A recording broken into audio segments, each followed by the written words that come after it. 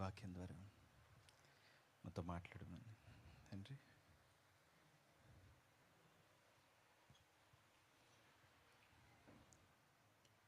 మాకు కావలసిన నీ మాట, నీ ప్రత్యక్షత ధనాన్ని నువ్వు అనుగ్రహించమని యేసుక్రీస్తు నామమున అడిగి వేడుకొని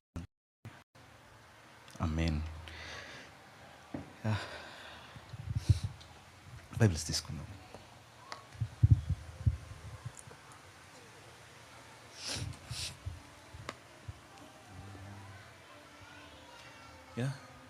ఇర్మియా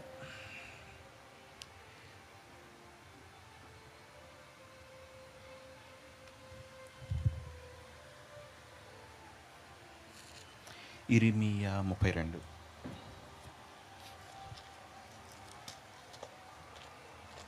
ఓకే. యూదా రాజైన సిద్కియా ఏలుబడి 10వ సంవత్సరంలో, అనగా నెబుకద్నెజరు ఏలుబడి 18వ సంవత్సరము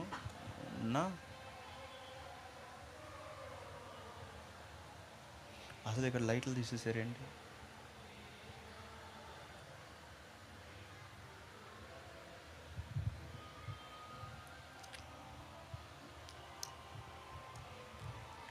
బాబేలు రాజు చేతికి నిశ్చయముగా అప్పగింపబడును. సిద్కియా అతనితో ముఖాముఖిగా మాట్లాడను, కనులారా అతన్ని చూచును. అతడు సిద్కియా బాబేలుకు కొనిపోవును, నేను అతన్ని దర్శించే వరకు అక్కడనే ఉండును. ఇదే యెహోవా వాక్కు. ఓకే. సో ఇక్కడ ఇర్మియా యూదా రాజైన సిద్కియా గురించి చెప్తున్నాడు అనమాట. మీరు రాజుల గ్రంథం వాటికి డిఫరెంట్ నేమ్స్ ఉంటాయి. సిద్కియా, యెహోయాకీన్, ఓకే, లాస్ట్ రాజు అనమాట. ఒక్కొక్కళ్ళు ఒక్కొక్క దాంతో పిలుస్తారు. ఓకే. సో అతనికి నెబుకద్నెజరు నిన్ను తీసుకొని వెళ్ళిపోతాడు. ఓకే. అతడు సిద్కియా బాబేలుకు కొనుపోవును, నేను అతన్ని దర్శించు వరకు అక్కడనే ఉండును. ఇదే యెహోవా వాక్కు అని చెప్పి ఇర్మియా చెప్పాడు. చెప్తే, మీరు కల్దీయులతో యుద్ధము చేసినను మీరు జయమునందరు అను మాట నీవేళ ప్రకటించుచున్నావని ఇర్మియాతో చెప్పి అతని చెరసాల్లో వేయించి ఉండు. కాగా ప్రవక్తి అయిన ఇర్మియా యూదా రాజు మందిరములో నున్న చెరసాల ఆంగణములో ఉంచబడి ఉంటుంది. ఇప్పుడు అంతటా ఇర్మియా ఇట్లనెను, యెహోవా వాక్కు నాకు ప్రత్యక్షమై ఇలాగు సెలవిచ్చును, నీ తండ్రి తోడబుట్టిన షల్లూము కుమారుడుగు హనమేలు నీ యొద్దకు వచ్చి అనాతోతులోనున్న నా భూమిని కొనుటకు విమోచకుని ధర్మము నీదే, దాన్ని కొనుమని చెప్పును. కావున నా తండ్రి తోడబుట్టిన వాని కుమారుడైన హనమేలు యెహోవా మాట చొప్పున చెరసాల ఆంగ్లంలో ఉన్న నా యొద్దకు వచ్చి బెన్యామీను దేశమందు మందలే అనాతోతను నా భూమిని దయచేసి కొనుము, దానికి వారసుడవు నీవే, దాని విమోచనము నీ వలనే జరగవలెను, దాన్ని కొనుమని నాతో అనగా, అది యెహోవా వాక్కు అని నేను తెలుసుకొని నా తండ్రి తోడబుట్టిన వాని కుమారుడైన హనమేలు పొలమును కొని 17 తులముల వెండి తూచి అతనికి ఇచ్చి తిని, నేను కయపత్రము వ్రాసి ముద్ర వేసి సాక్షుల్ని పిలిపించి తాసులో వెండి తూచి కయపత్రమును, అనగా ముద్ర గలవి ముద్ర లేనివి ఇవన్నిటిని తీసుకుని, అప్పుడు నా తండ్రి తోడబుట్టిన వాని కుమారుడైన హనమేలు ఎదుట ఆ కయపత్రములలో చేవ్రాలు చేసిన సాక్షులు ఎదుటను, చెరసాల ఆంగణంలో కూర్చున్న యూదులందరి ఎదుటను నేను మహాశయ కుమారుడగు నెరియా కుమారుడైన బారూకుకు ఆ కయపత్రమును అప్పగించి వారి కనుల ఎదుట బారూకుకు ఇలాగు ఆజ్ఞాపించి, ఇజ్రాయేలు దేవుడును సైన్యములకు అధిపతియగు యెహోవా సెలవిచ్చున్నదేమనగా, ఈ పత్రములను అనగా ముద్ర గల ఈ కయపత్రమును, ముద్ర లేని కయపత్రమును నీవు తీసుకొని అవి బహుదినములు ఉండినట్లు మంటి కొండలో వాటిని దాచిపెట్టును. ఇజ్రాయేలు దేవుడైన సైన్యములకు అధిపతియగు యెహోవా ఇలాగు సెలవిచ్చుచున్నాడు, ఇండ్లును, పొలములను, ద్రాక్ష తోటలను ఇంకా ఈ దేశములో కొనబడును. Which is quite contrary. Verse 5 చూడండి. కల్దీయులతో యుద్ధము చేసినను మీరు జయమునందరు, అతని మాట నీవేళ ఓకే. సిద్కియా నేను తీసుకొని వెళ్ళిపోతాను, అతను అక్కడనే ఉండును, ఇదే యెహోవా వాక్కు. ఓకే. సో మీరందరూ చెనగోరిని పోబడతారు, ఇవన్నీ చెప్పాడు. ఇక్కడికి వచ్చి ఇళ్ళు, పొలాలు, ద్రాక్ష తోటలు ఇంకా ఈ దేశంలో కొనబడును అని చెప్తున్నాడు. రెండు ఆపోజిట్. ఓకే. ఇర్మియానే దేవుడు కన్ఫ్యూజ్ చేస్తున్నాడు. చెరకు వెళ్ళిపోతారు, అన్నీ ఉండవు అన్నాడు. మళ్ళీ అలాగే కొనుక్కోండి అంటున్నాడు. So question mark. ఇప్పుడు 16, నెరియా కుమారుడైన బారుగు చేతికి ఆ కైపత్రములు నేను అప్పగించిన తర్వాత యెహోవాకు ఇలాగ ప్రార్థన చేసి తిని, ఏమని ప్రార్థన చేశాడంటే, వారు ప్రవేశించి దాన్ని స్వతంత్రించుకుందరు కానీ నీ మాట వినకపోయిరి. 23, నీ ధర్మశాస్త్రం అనుసరింపబోయారు, వారు చేయవలన నీవు ఆజ్ఞాపించిన వాటన్నిటిలో దేన్ని చేయకపోయిరి కనుక ఈ కీడంతయు వారి మీదకి రప్పించి ఉన్నావు. ఇప్పుడు ముట్టడి దిబ్బలు వేసుకొని పట్టణమును పట్టుకొని దాన్ని సమీపించి ఖడ్గము, క్షామము, తెగులు వచ్చట వలన దాని మీద యుద్ధము చేయుచుండు కల్దీయుల చేతికి ఈ పట్టణం అప్పగింపబడును. నీవు సెలవించినది సంభవించును, నీవే దానిని చూచుచున్నావు. యెహోవా ప్రభువా, ధనమిచ్చి ఈ పొలము కొనుక్కొని సాక్షులను పిలుచుకొని మని నీవేళ నాతో సెలవిచ్చితివి. నువ్వు ముందేం చెప్పావు? ఈ దేశం అంతా పట్టబడుతుంది, ఆక్యుపై చేయబడుతుంది, చెరలోనికి కొనిపోబడతాడు, ఎవడు ఇక్కడ ఉండడని చెప్పావు. కుంటివారు, అంగహీనులు తప్ప మిగతా వాళ్ళందరూ చెరగొనిపోబడతారన్నా. కానీ ఇప్పుడు ఇక్కడికి వస్తే కొనండి అంటున్నా, పొలమును కొనుమని. అది మాత్రమే అన్నావా? ఇండ్లు, పొలములు, ద్రాక్ష తోటలను ఇంకా ఈ దేశంలో కొనబడినని యెహోవా వాక్కు అన్నా. అది ఎట్లా? అయితే ఈ పట్టణము కల్దీయుల చేతికి అప్పగింపబడుచున్నది అంటే అంతటి యెహోవా వాక్కు ఇర్మియాకు ప్రత్యక్షమై ఇలాగూ సెలవిచ్చాను, నేను యెహోవాను, సర్వశక్తి గల సర్వ శరీరులకు దేవుడును, నాకు అసాధ్యం ఏదైనా ఉండునా? కావున యెహోవా మాట సెలవిచ్చుచున్నాడు, ఇదిగో నేను ఈ పట్టణమును కల్దీయుల చేతికిని, బాబేలు నెబుకద్నెజరు రాజు చేతికిని అప్పగింపబోచున్నాను. అతడు దాన్ని పట్టుకొనగా ఈ పట్టణము మీద యుద్ధము చేయు కల్దీయులకి ఇచ్చి ఈ పట్టణమునకు అగ్ని ముట్టించి ఏ మిద్దెల మీద జనులు అన్య దేవతలకి పానార్పణలు, దూపాలు ఇవన్నీ వేసారు, బలి అర్పణలు మొదలైన వాటిని అన్నింటినీ పుట్టించారు. నాకు కోపం రేపటికి ఇజ్రాయేల్ యూదా వారిని, రాజులను, ప్రధాన ప్రవక్తలను, యూదా మొత్తాన్ని దుష్ప్రవర్తన వాళ్ళని అన్నింటినీ బట్టి నాకు కోప కారణమైంది. నేను పెందల కాడ లేచి వాళ్ళకి బోధించినా ఏం చేసినా వాళ్ళు వినలేదు కాబట్టి హే క్రియలు వాళ్ళ మీద నాకు కోపం వచ్చిందని. ఇప్పుడు 36, కావున ఇజ్రాయేల్ దేవుడు ఈ పట్టణం గురించి ఈ మాట సెలవిస్తున్నాడు, అది ఖడ్గము చేతను, క్షామము చేతను, తెగులు చేతను పీడింపబడినది బాబేలు రాజు చేతికి అప్పగింపబడునని మీరు ఈ పట్టణమును గూర్చి చెప్పుచున్నారు కదా. ఇదిగో నాకు కలిగిన కోపోద్రేకము చేత, మహారౌద్రము చేతను నేను వారిని వెళ్ళగొట్టిన దేశములో నుండి వారిని సమకూర్చి ఈ స్థలముకు తిరిగి వారిని రప్పించి వారిని నిర్భయముగా నివసింప చేసేదను.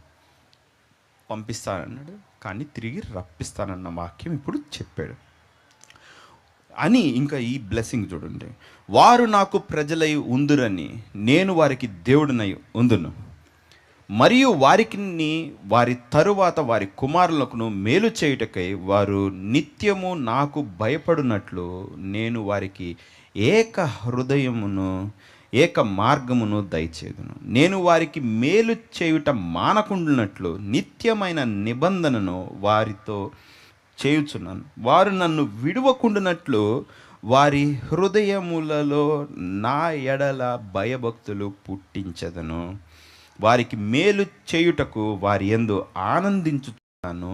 నా పూర్ణ హృదయముతోను నా పూర్ణ ఆత్మతోను ఈ దేశములో నిశ్చయముగా వారిని నాటెదను. యెహోవా ఇలాగూ సెలవిచ్చుచున్నాడు.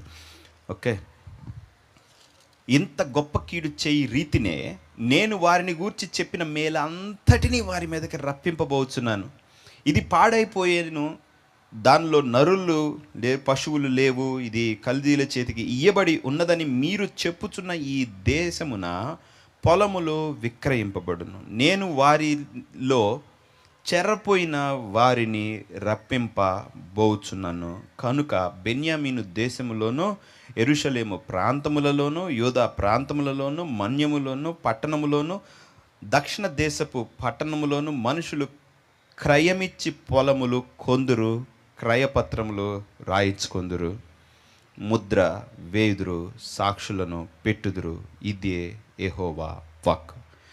మరియు ఇర్మియా చెరసాల ప్రాకారములో ఇంకా ఉంచబడి ఉండగా యెహోవా వాక్కు రెండోసారి అతనికి ప్రత్యక్షమై ఇలా సెలవిచ్చును. మాట నెరవేర్చు యెహోవా, స్థిరపరచవలనని దాన్ని నిర్మించు యెహోవా. మాట నెరవేర్చు యెహోవా, స్థిరపరచవలనని దాన్ని నిర్మించు యెహోవా.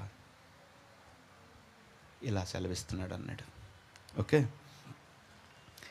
నా ఇది ఇక్కడే వచ్చి దానియేలు తీయండి, 8వ అధ్యాయం, చాప్టర్ 8.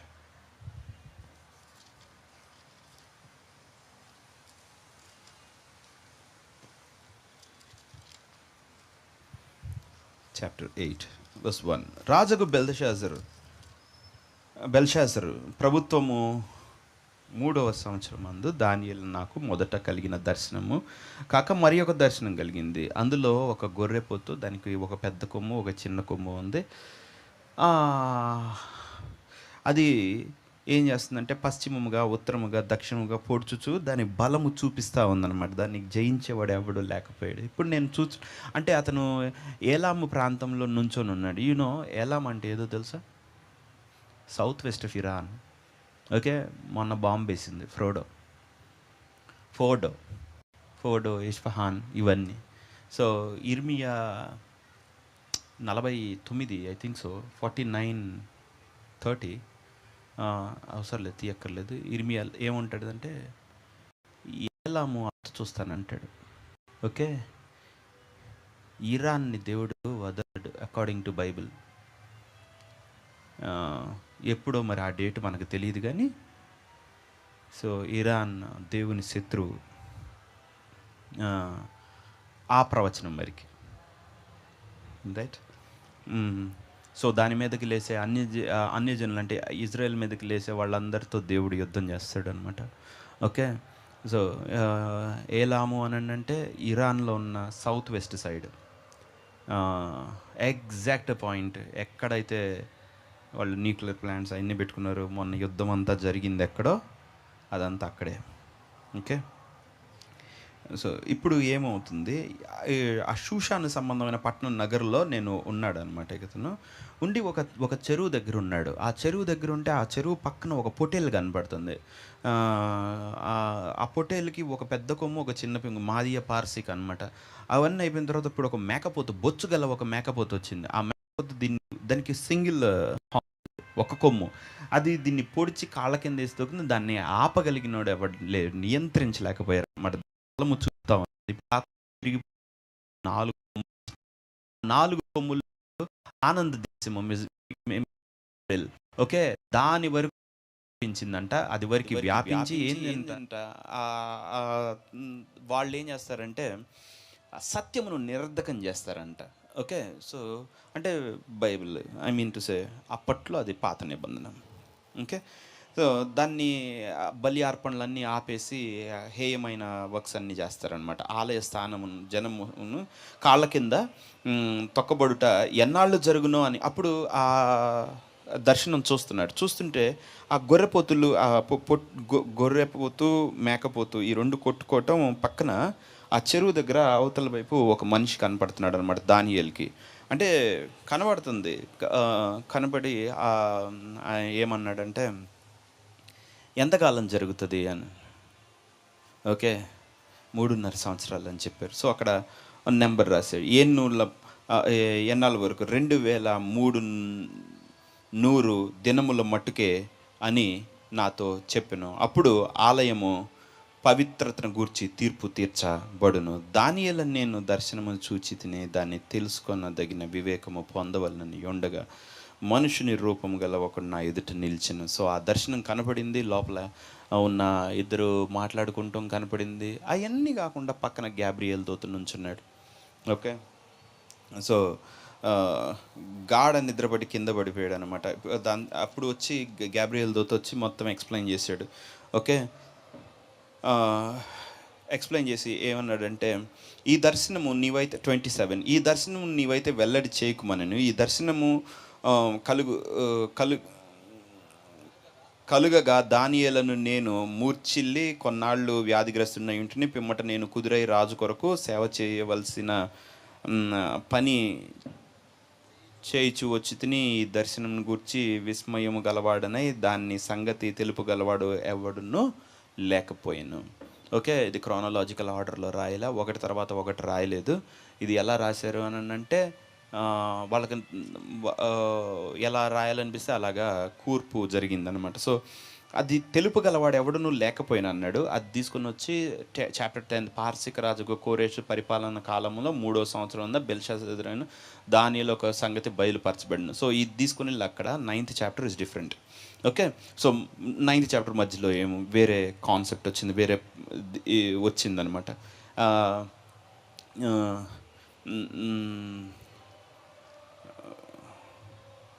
ఇక్కడ ఆలయము దాని ఇదంతా చేస్తారు, దాని గురించిన తీర్పు జరుగుతుంది.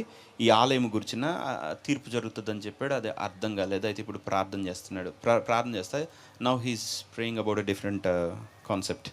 ఇక్కడ వచ్చేటప్పటికల్లా మాదీయుడు అహశ్వరోషు యొక్క కుమారుడైన దర్యావేషు కలిదీల అంటే మనం చదువుకుంటా వెళ్ళిపోయి అనుకోక ఈ దర్శనం నేను తెలుసుకున్న వివేకము పొందవలనని ఉండగా ప్రకాశమానుడు అయిన గబ్రియల్ నా పక్కన నుంచి, అయితే అప్పటికి అతనికి పేరు తెలీదు, మనకు అది ఎక్స్ప్లెయిన్ చేయలేదు. ఒక వ్యక్తి నా పక్కన నుంచున్నాడు, నేను శక్తి లేని వాడిని కింద పడ్డాను, అతను మొత్తం చెప్తా వచ్చాడు. ఒక క్రూర మొహం కలిగి ఒక వ్యక్తి వస్తాడు, తన బాలాధిక్యం వలన కాదు కానీ అతనికి అట్ట కూడి అందరినీ గెలుస్తాడు, కానీ పరలోకమందు దేవుని ఆధీనం వలన అతని రాజ్యం కొట్టివేయబడుతుంది. ఇదంతా చెప్పాడు. ఓకే, కానీ దానియేలుకి మొత్తం ఎక్స్ప్లెయిన్ చేస్తే అందరు ఉన్నారా? మళ్ళీ చెప్తా, నేను చెప్పే వాక్యము పాస్టోరియల్ కాదు కాబట్టి అందరికీ ఆహా అనుకుంటారు. ఇది ఏం జరుగుతుందంటే దానియేలుకి ఒక దర్శనం వచ్చింది, అర్థం కాల. దాన్ని పొందమల్లని వివేకము కోసం ఉంటే అప్పుడు వచ్చి ఎక్స్ప్లెయిన్ చేశాడు. ఎక్స్ప్లెయిన్ చేస్తే లాస్ట్ మాట ఏంటంటే, ఈ దర్శనం గురించిన విస్మయం గలవాడిని అయితేనే కానీ దాని సంగతి తెలుపు గలవాడు ఎవడు లేదు. ఇప్పుడే వచ్చి తెలిపాడు కదా, అర్థం కాల. హలో, ఎన్నిసార్లు తెచ్చుకుంటావు? నీకు ముందు చెప్పాను కాదు, మళ్ళీ కాదు, అర్థం కాల. అర్థం కాకపోతే మళ్ళీ 10లో ప్రార్థన చేస్తున్నాడు. పార్సిక రాజు కోరేషు పరిపాలన 3వ సంవత్సరం బెల్తెషాజరు. ఓకే, ఇక్కడేమో బెల్తే అంటాడు, అక్కడేమో బెల్షాజరు అంటాడు. What is this? మారుస్తున్నారేంటి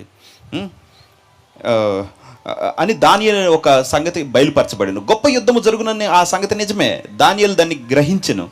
ఓకే, ఆ దర్శనం వలన అతనికి తెలిసినది ఆయన.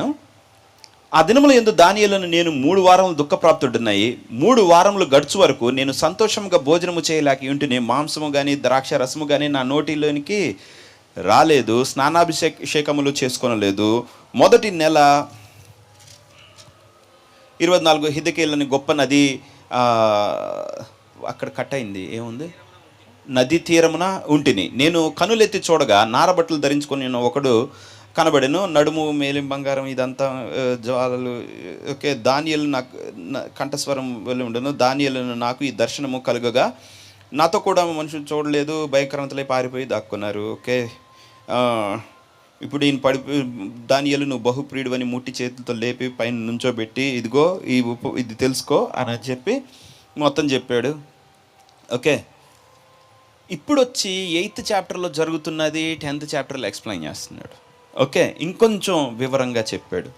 వివరంగా 11వ అధ్యాయం అంతా చెప్పాడు, 10 చెప్పాడు, 11th చెప్పాడు. అస్సలు దీన్ని కూర్చొని వేస్తూ ఉంటే 1000 సంవత్సరాల డేటా. ఓకే, 11th చాప్టర్, ఈ రాజు ఆ రాజు మ్యాప్ చేయాలా, ఆ రాజుకి ఇదా, ఆయన కాంటెక్స్ట్ మార్చేస్తాడు, మళ్ళీ ఇంకో రాజు వస్తాడు. ఓ మై గాడ్, ఈ 11th చాప్టర్ వీడికి ఇచ్చి పెళ్లి చేసుకొని వాడికి ఇచ్చి పెళ్లి చేసుకొని ఆ లెక్కలు వేసేలేక అయిపోతాం. అంత అయిపోయి 12కి వెళ్ళిన తర్వాత క్లోజ్. ఓకే, మధ్యలో ఈ 9 ఎందుకని వేరే కాంటెక్స్ట్ని తీసుకొచ్చి ఇక్కడ ఇన్సర్ట్ చేశారు.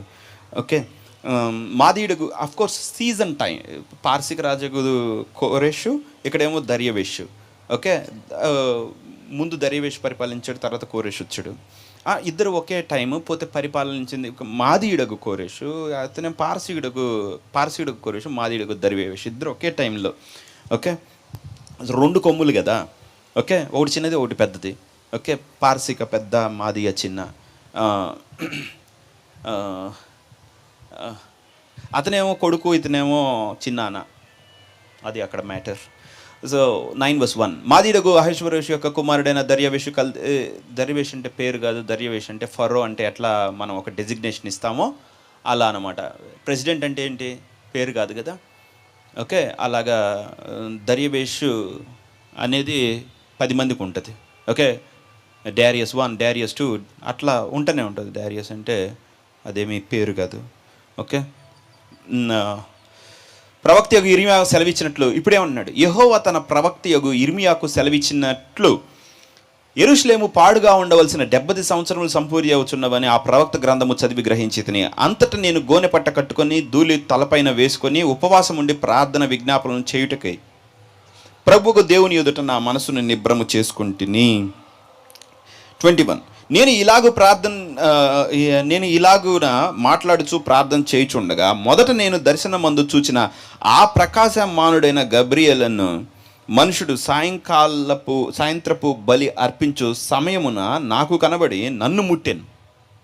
ఓకే, ఇప్పుడు అతను ఎక్స్ప్లెయిన్ చేస్తున్నాడు. అతడు నాతో మాట్లాడి ఈ సంగతి తెలియజేసిన, ఎట్లనగా దానియేలు నీవు గ్రహింప శక్తినిచ్చుటకు నేను వచ్చి తిని, నీవు బహుప్రియుడవు విజ్ఞాపన చేయి ఆరంభించినప్పుడు ఈ సంగతి నీకు తెలియజెప్పటం నాకు ఆజ్ఞ బయలుదేరింది. కావున ఈ సంగతులను తెలుసుకుంటూ దర్శన భావం గ్రహించము, తిరుగుబాటు మాన్పుటకు, పాపం నివారణ చేయుటకు, దోషము నిమిత్తము ప్రాయశ్చిత్తము చేయుటకును, యుగాంతం ఉన్నట్టి నీతి బయలుపరచుటకును, దర్శనము ప్రవచనం ముద్రించుటకును, అతి పరిశుద్ధ స్థలమును అభిషేకించుటకును నీ జనముకి ఎనీ డేస్ పరిశుద్ధ జన పట్టణంకు 70 వారములు విధింపబడిన. సో నువ్వు అక్కడ చదువుతున్నావు కదా, 70 వారములు అని 70 వీక్స్ నియమింపబడ్డాయి. ఓకే, 70 years తర్వాత ఇర్మియా అన్నాడు కదా, దాన్ని నేను నీకు ఇప్పుడు ఎక్స్ప్లెయిన్ చేస్తున్నాను. 70 వీక్స్ అన్నాడు. 70 × 7 490 years.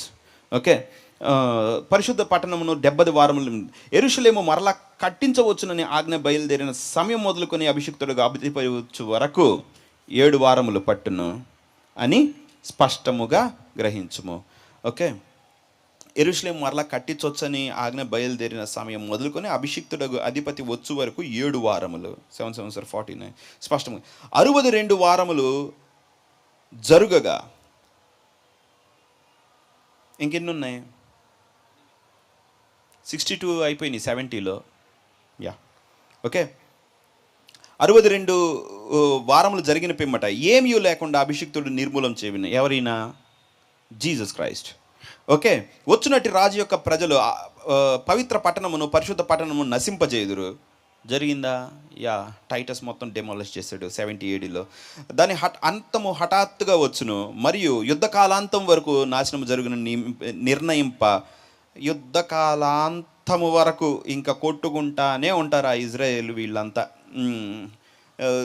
జరుగునని నిర్ణయింపబడిన అతను 1 వారముకు అనేకులు వచ్చేస్తాడు. యాంటీక్రైస్ట్ అనేవాడు, వాడు ఏం చేస్తాడంటే 1 వారమునకు అనేకులకు నిబంధనను స్థిరపరచును, అంటే 7 yearsకి స్థిరపరుస్తాడు. అర్ధవారమునకు 3.5 సంవత్సరాలు బలియు నైవేద్యం నివారణ చేయను. 3.5 years కల్లా ఆలయంలో అర్పించేవన్నిటిని ఆపేస్తాడు. హేయమైనది నిల్చు వరకు. ఓకే, ప్రవక్త అయిన దానియేలు ద్వారా చెప్పబడిన నాశనకరమైన హేయ వస్తువు పరిశుద్ధ స్థలమందు నిల్చుడు చూసినప్పుడు చదువువాడు గ్రహించుగాక అన్నాడు. సో హేయమైనది నిల్చు వరకు. సో ఏది దైవం అని పూజింపబడుతుందో, ఏది ఆరాధింపబడుతుందో దాని బదులు ఇంకొకడు సెల్ఫ్ ఆరాధన మొదలవుతుంది అన్నమాట.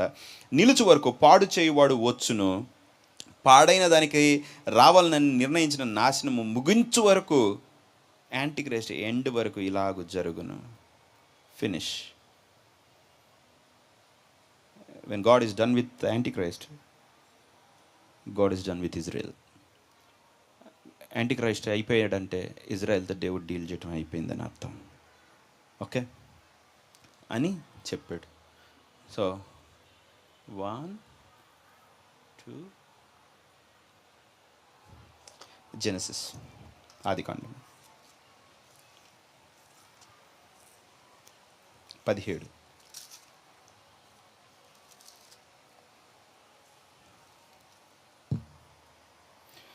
అప్పుడు దేవుడు ప్రత్యక్షత అనమాట. అబ్రహాముతో సాగిలబడిన అవి 100 ఏళ్ళ గల వాళ్ళకి పిల్లకన్నా 90 ఏళ్ళ శార కన్నా అని మనసులో అనుకున్నాను. 18 అబ్రహాము ఇష్మాయేలు నీ సన్నిధిన బ్రతుకుగాక అని దేవునితో చెప్పగా, దేవుడు నీ భార్య అయిన శారా నిశ్చయంగా నీ కుమారుని కన్ను, నీవు అతనికి ఇస్సాకు అని పేరు పెట్టుదువు, అతని తర్వాత అతని సంతానం కొరకు నిత్య నిబంధనగా నా నిబంధన అతనితో స్థిరపరచదను. ఇష్మాయిల్ గురించి నీవు చేసిన మనవి నేను వింటిని, ఇదిగో నేను అతన్ని ఆశీర్వదించి అతనికి సంతానాభివృద్ధి కలుగజేసి అత్యధికముగా అతని విస్తరింపజేసేదను. అతడు 12 మంది రాజులను కనును, అతని గొప్ప జనముగా చేసేదను. అయితే వచ్చు సంవత్సరము ఈ కాలమందు శారా నీకు కనబోవు ఇస్సాకుతో నా నిబంధనను స్థిరపరచదనని చెప్పెను. అప్పుడు అబ్రహాముతో దేవుడు మాట్లాడటం చాలించిన తర్వాత ఇద్దరు నుండి పరమునకు వెళ్ళాను. సో ఇష్మాయేలు అడవి గాడిద వంటివాడు, అతని సహోదరులు ఎదుట నివాసము చేయను అన్నాడు. ఇంక ఎవరు తీసేస్తాడు? ఇజ్రాయెల్ పోయి పొద్దుస్తమానం ఆ ముస్లిం కంట్రీస్ చుట్టే ఉంటుంది. ఓకే, ఇష్మాయేలు చుట్టే ఉంటాడు, ఇసాకు చుట్టే, పొద్దుగూకులు వాళ్ళు తన్నుకుంటానే ఉంటారు. ఇంకది ఎవరు ఆపలేం. ఓకే, పోయి వాళ్ళిద్దరు తన్నులాటపోయి వరల్డ్ వార్ అయింది. ఓకే, వన్స్ అపాన్ ఏ టైమ్ జర్మనీ ఇవన్నీ కొట్టుకున్నాయి. అది పెద్ద మ్యాటర్ కాదు, సద్దుమణిగిని. కానీ ఒక టైం వస్తుంది, ఆ టైంలో అన్ని నేషన్స్ ఇజ్రాయెల్కి అగెయిన్స్ట్ అవుతాయి. ఓకే, దేవుడు ఇష్మాయేలు విషయమై అబ్రహాము ప్రార్థన చేశాడు, ఇష్మాయేలు నీ సన్నిధిలో బ్రతుకగాక అని. సో దేవుడు అది గుర్తుపెట్టుకున్నాడు. అతను నీ సంతానమే కాబట్టి ఇష్మాయేల్ నేను దీవిస్తాను, 12 రాజులు అతను నుంచి వస్తారన్నాడు. ఓకే, ఇంకా ఇజ్రాయెల్ సరౌండింగ్ అన్ని ముస్లిం నేషన్సే ఉంటాయి, విస్తారంగా దీవింపబడతాయి. ఓకే, ఏమి లేకపోయింది. ఇరాన్లో ఇన్ఫ్లేషన్, మన రూపాయి అక్కడ 9,000, శుభ్రంగా అక్కడ వెళ్ళి బతుక్కోవచ్చు. అది ఓ 10,000 పట్టుకుపోండి, పెద్ద స్థలం కొనుక్కోవచ్చు అక్కడ. ఓకే, $1 9 లక్షలు. అయ్యా దేవుడా. సో ఇప్పుడు ఈ మొన్న యుద్ధం జరిగింది కాబట్టి ఇంకెంతో ఇదే. ఓకే, మనం ఏడు కొనలేకపోతే అక్కడ కొనటమే, శుభ్రంగా వెళ్ళి ఇరాన్ని శుభ్రంగా కొనుక్కుంటే బాగుండు.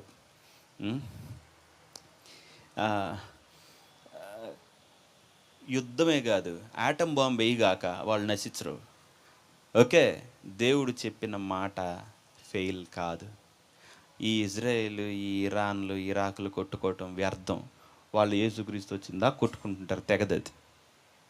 ఓకే, లాస్ట్ పాయింట్లో ఏమవుతుంది అని అంటే,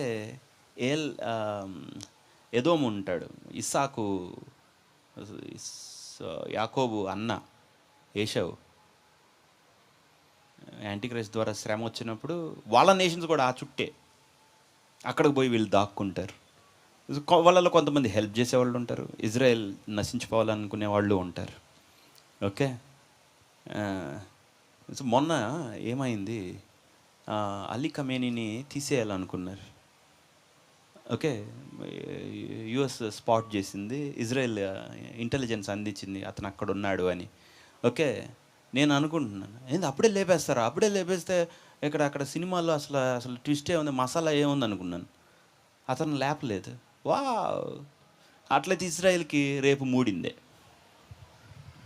అది ఇప్పుడు ఇజ్రాయెల్ పవర్లో ఉంది, వెరీ గుడ్.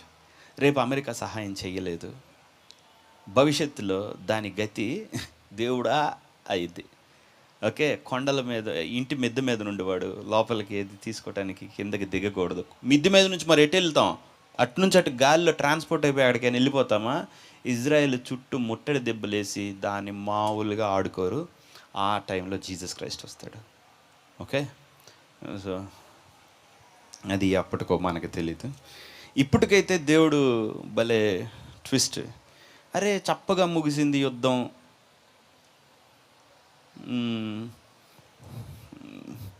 ఏంది అందరు అట్టున్నారు. నేను 1 year క్రితం చెప్పాను, గుర్తుందా? హమాస్తో యుద్ధం అయ్యేటప్పుడు అసలు ఈ హమాస్తో ఎవడు పెట్టుకుంటున్నాడు, అసలు వాళ్ళ టార్గెట్ ఇరాన్ అని. ఓకే, నా ప్రాఫెసీ సంవత్సరానికి ప్రత్యక్షతలోకి వచ్చింది. అటు చేసి ఇటు అన్నాడు, లెబనాన్ అన్నాడు, ఒమాన్ అన్నాడు, అన్నీ తిరిగి సరిగ్గా వాడి దగ్గరికి వెళ్ళారు. ఇరాన్ దగ్గరికి వెళ్ళారు. ఇరాన్ దగ్గరికి వెళ్ళి 2 చంపలు బగలు కొట్టారు. అది ఎందుకురా నీకు చెప్పు? పోయి ఆయన్ని కెలుక్కొనేలా, ఆయన నీ మీద కోప్పడినేలా. మీకు ఒక గుడ్ న్యూస్ చెప్తా. ఈ యుద్ధాలు, ఈ గోలంతా ఉంటే సార్ ప్రార్థన చేస్తున్నానా, మీకు చెప్పబొద్ది కాక నేను చెప్పలేదు. నాకు 1 వారం 2 వారాల క్రితం చెప్పాడు. ఎందుకు చర్చికి ఇవన్నీ చెప్పటం అనవసరంగా, వీళ్ళకి వీటిని ఏం చేయాలో తెలియదు కదా అని కామ్ అయిపోయా. అప్పటికి నాతో ఉన్న వాళ్ళు అడిగారు, ప్రేయర్ చేసే టీం వాళ్ళు, చెప్పొచ్చు కదా, చెప్పటం వలన ఉపయోగం ఏంది? ఓకే, సో ఇరాన్ ఏం చేసింది, పోయి దేవుడు ఏమనుకుంటున్నాడని టనింది, అంతే. లేపు అవతలేసారు దాన్ని. పిచ్చి కోపం మీద ఉన్నాడు దేవుడు. నేను అప్పుడే చెప్పాను, హమాస్లో లాస్టోడు చచ్చిందాకా వదలరది అని. అది మనిషి కాదు, అది దేవుడని. అది యూఎన్ కాదు, ఇంకోడు కాదు, వదిలే ప్రసక్తే లేదు. ఓకే, ఇప్పుడు హమాస్ పరిస్థితి ఏంది? ఒక ట్రక్ వస్తుంటే ఈగలు ముసిరినట్టు దాని మీద పడి భయంకరంగా ఉంది పరిస్థితి. We have to pray. దేవుడు వీటన్నిటికీ సమాధానం ఇవ్వాలి. వీళ్ళు కామ్గా ఉండుకుని అనవసరంగా గెలుక్కుంటున్నారు. ఓకే, ఎవరి మీదకైనా వెళ్ళొచ్చు, నీ మీదకి నేను, నా మీదకి నువ్వు వెళ్ళిపోయి ఇజ్రాయెల్ మీదకి వెళ్ళకూడదు ఎవరు కూడా. ఎందుకంటే దేవుడు ఎవరెవరికి వాళ్ళ పొలిమేరలు పంచిచ్చాడు. అది మాది కుదరదు అసలు, నీది ఎక్కడది అసలు. ఓకే, సో ఏం చెప్పాడు, ఈ యుద్ధాలు వీటన్నిటికీ ఎన్ని యుద్ధాలకి చేయను ప్రభా, మొన్నే రష్యా పోయి అది మా దాకా వచ్చి పాకిస్తాన్కి మాకు రూపాయి తీసుకెళ్ళండి, 80 రూపాయలు అక్కడ. పాకిస్తాన్లో కూడా ఆస్తులు కొనుక్కోండి, సరేనా? అది కూడా దిక్కుమాలిన దేశం. పాకిస్తాన్ దీవింపబడి కాక నేను అనింది ఏంటంటే, దేవుడు వే ఆఫ్ థింకింగ్లో వాళ్ళు లేరు అసలు. ఓకే, విచిత్రంగా కానీ ఒక గ్రేటెస్ట్ అడ్వాంటేజ్ ఏంటంటే, దేవుడు ఎలా చేశాడో మరి ఇండియాని తీసుకెళ్ళి ఇజ్రాయెల్కి ఫ్రెండ్ చేశాడు. అబ్బా, అది మాత్రం అసలు మహాదీవెన, సరైన దీవెన. ఒకసారి ఏం జరిగింది అంటే, ఇజ్రాయెల్కి ఒక నేషన్ ఫామ్ అవ్వలేదు, చాలా కష్టంలో ఉంది. అప్పుడు మన సిక్ బ్రదర్స్ ఉంటారు కదా, పంజాబ్. ఓకే, వాళ్ళు సైన్యంలో ఉంటారు, పాకిస్తాన్ పక్కనే కదా, కాబట్టి వాళ్ళు ఫుల్ వ్యాలర్తో ఉంటారు, ధైర్య సాహసాలు చూపిస్తారు. ఈ యూకే వాళ్ళు ఇండియన్స్ షిప్లో వెళ్తున్నారు అనమాట. వెళ్తా ఉంటే యూకే వాళ్ళు బాగా జితులు మరినక్క కదా. ఓకే, అరే అప్పుడు మనం అంతా 1950s స్లేవరీ కదా. వాళ్ళు ఆర్డర్ వేస్తున్నాను, నువ్వు ముందు పో అన్నాడు. ఈ పంజాబ్ వాళ్ళందరూ ఇండియన్ ఆర్మీ ముందెళ్ళి హైఫా దగ్గర దిగింది. హైఫా దగ్గర దిగిన తర్వాత వీళ్ళు బోట్ వెనక నడుపు అన్నారు. ముందు వాళ్ళు వెళ్ళి ఏమన్నా అవుతారో మనం చూద్దాం, వాళ్ళు పోయాడు అనుకో వాళ్ళు చంపేశారు అని చెప్దాం, గెలిచారనుకో మనం గెలిచామని చెప్పి ప్రకటించుకుందాం అని చెప్పి వీళ్ళు దాక్కొని కొండ పక్కన చూస్తూ ఉన్నారు. వీళ్ళు వెళ్ళిపోయిన తర్వాత ఏరి అని అంటే లేరు, సైన్యం లేదు, వాళ్ళ దగ్గర ఉన్న గన్లు కొంచెం అమ్యునిషనే. ఇక ఏం చేయాలా, అట్నుంచి శత్రువులు అరబ్స్ అందరూ వస్తున్నారు. వీళ్ళు కొండ ఎక్కేసారు, ఎక్కి మంచి వ్యాంటేజ్ పాయింట్, స్ట్రాటజిక్ పాయింట్లో కూర్చున్నారు. ఏం చేద్దాం, పారిపోదామా? సిక్కులు పారిపోవటం చూసారా, చావటమే, వెనక్కి వెళ్ళేదే లేదు. ఓకే, వాళ్ళు అనుకున్నారు చచ్చిపోవటమో బతకటమో. ఓకే, అంతే, ఉన్న సైన్యం మొత్తాన్ని లేపి అవతలేసారు. ఆ రోజు దేవుడు భారతదేశం ద్వారా ఇజ్రాయెల్కి అలా హెల్ప్ చేశాడు. సో హైఫా పోర్ట్ని పట్టుకున్నారు. పట్టుకోగానే ఇప్పుడు వచ్చేస్తాడుగా, నేను చెప్పినట్టే చేశారు అన్నాడు. ఓకే, యూకే వచ్చింది, గెలిచాం ఫ్లాగ్ ఎగరేసింది. సో అది ఇజ్రాయెల్ ఈనాటికి గుర్తుపెట్టుకుంటుంది. ఇజ్రాయెల్ అనే దేశం ఫామ్ అవటానికి ఇండియా ప్రాణాలు ఇచ్చింది, రక్తం. So blood friendship. ఓకే, దేవుడు అట్ట మేలు చేశాడు భారతదేశానికి. కాకపోతే మన ఫ్రెండ్ రష్యా అనేవాళ్ళం. డెవిల్ గాడిని. ఓకే, రష్యా డేంజరస్ అమ్మా, అది మాత్రం ప్రభువుది కానే కాదు. ఓకే, గోగు మాగోగ్ అనేవాళ్ళు అట్నుంచే వస్తారు. ఏంటి, యాంటీ క్రైస్ట్ అనేవాడు చనిపోయిన తర్వాత ఈవిల్ కూడా రష్యానే. ఓకే, ఇజ్రాయెల్కి కష్టాలు అన్నీ పోయిన తర్వాత కూడా దేవుని బిడ్డలకి కష్టం రష్యా వైపు నుంచే వస్తుంది. ఓకే, రోషు నేను నీకు విరోధిని అన్నాడు. సో రోషు in Hebrew, it translate it to English or any other, అది రష్యా. ఓకే, సరే. అంటే అయితే కొన్ని రోజులు ప్రార్థన చేస్తున్నాయి, ఈ ఇజ్రాయెల్ ఏంది ప్రభా, ఈ వార్లు ఏంది, అన్నీ ఈ యుక్రెయిన్ ఏంటి, రష్యా ఏంది, ఇదంతా ప్రార్థన చేస్తుంటే 3 సంవత్సరాల నుంచి రష్యా యుక్రెయిన్, ఇది కూడా 3 సంవత్సరాల నుంచి చేస్తుంటే అప్పుడు దేవుడు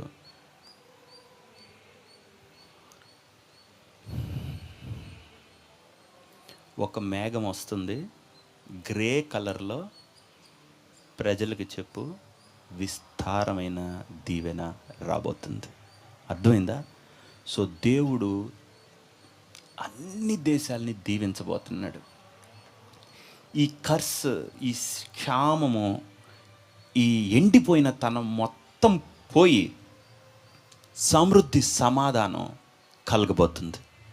కరోనా ఏం తీసేసుకుందో, కరోనా తర్వాత జరిగిన యుద్ధాలు ఏమి చేసినాయో మొత్తాన్ని దేవుడు తీసేసి దీవెనగా మార్చబోతున్నాడు. And the time is near. ఇది నాకు వారం రోజుల క్రితం చెప్పాడు. He already started it. నాకు చెప్పాడు, అయిపోయింది. నెక్స్ట్ డేనే యుద్ధం ఆగిపోయింది, ఆదివారం రాత్రి కల్లా. ఓకే, అంటే ఇంకా అందరికీ సమాధానం. ఓ మీకు కూడా ఉద్యోగం వచ్చేసింది, అర్థమైందా? కొంచెం చదివించే పిల్లల్ని కొంచెం మంచిగా చదివించండి. Computer science, information technology, yeah it's okay. కానీ ప్రస్తుతం ఇక దేశం అంతా మ్యానుఫ్యాక్చరింగ్ ఇండస్ట్రీ వైపు వెళ్ళిపోయింది, భారతదేశం. So once upon a time మనం సర్వీస్ సెక్టర్, కానీ ఇప్పుడు world number 2 in manufacturing.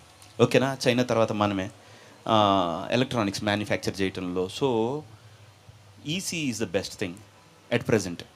Okay, ఈసీలో విఎల్ఎస్ఐ, ఎంబెడెడ్ సిస్టమ్స్, వీటికి డిమాండ్ ఎక్కువ. ఓకే, చిప్ సెట్స్ ఇవన్నీ ఇంకంతా ఎలక్ట్రానికే కదా. ఏఐ పనిచేయాలంటే ఇంకా బోర్డులు ఇదంతా. సో మనం కాబోయే అమెరికా అవటానికి దారి ఏర్పడుతుంది అనమాట. ఏఐఎంఎల్ ఇవన్నీ చదువుతారు కదా. ఎస్, ఇదివరకు చిప్ సెట్ ఎట్లా ఉండి ఇంటెల్ ఎట్లా ఉందో, ఇంటెల్కి ప్యారల్గా మైక్రోసాఫ్ట్, గూగుల్ ఎలా ఉన్నాయో, ఇన్ ద సేమ్ వే ఇప్పుడు విఎల్ఎస్ఐ, ఎంబెడెడ్ సిస్టమ్ టాప్, అది హార్డ్వేర్ సైడ్గా ఇది పెరుగుతా, అది ఇక్కడ జాబ్స్ అనంతం క్రియేట్ అవుతాయి, చాలా క్రియేట్ అవుతా. వీటికి సాఫ్ట్వేర్ రాయాలి అంటే మళ్ళీ ఏఐఎంఎల్ కావాలి. సో ఇదొక 30, ఇదొక 70. సో ఈ ఉద్యోగాలకి రెడీ అవుతుందన్నమాట. అర్థమవుతుంది కదా. ఓ నేను కంప్యూటర్ సైన్స్ చదువుకున్నా, ఐటీ చదువుకున్నా, నాకు ఉద్యోగం లేదు అనకు. అవి డైవర్ట్ అవుతాయి, అవి ఇంకొక సైడ్ వెళ్తుంది, మ్యానుఫ్యాక్చరింగ్ సెక్టర్ వైపు వెళ్తుంది. అర్థమవుతుంది కదా. సర్వీస్ సెక్టర్ వైపు వెళ్ళట్లేదు. అటువైపు ఒకటి పోతే ఒకటి దేవుడు ఇస్తుంటాడు, మనకి అది అర్థం కావాలి. అంటే చాలామంది ఉంటారు కదా, ఎట్లా వెళ్ళాలి ఏందని, అది దారి. కళ్ళు మూసుకోండి, ప్రార్థన చేసుకుందాం. తండ్రి ప్రభా, నీ వాక్యం ద్వారా మాతో మాట్లాడమని, నీ ప్రత్యక్షత ప్రజలకు నువ్వు అనుగ్రహించమని, నీ వాక్యము, నీ ఆత్మ గనుక నువ్వు బ్రతకటం నీ వాక్యంలో, నీ ఆత్మలో ఉంది గనుక ఆ జీవము వాళ్ళ జీవితంలోకి నువ్వు తీసుకొని రామ్మ, ప్రత్యక్షత నువ్వు అనుగ్రహించమని యేసుక్రీస్తు నామం నడికి వేడుకొంచున్నాను తండ్రి, ఆమేన్. కూర్చుందాం.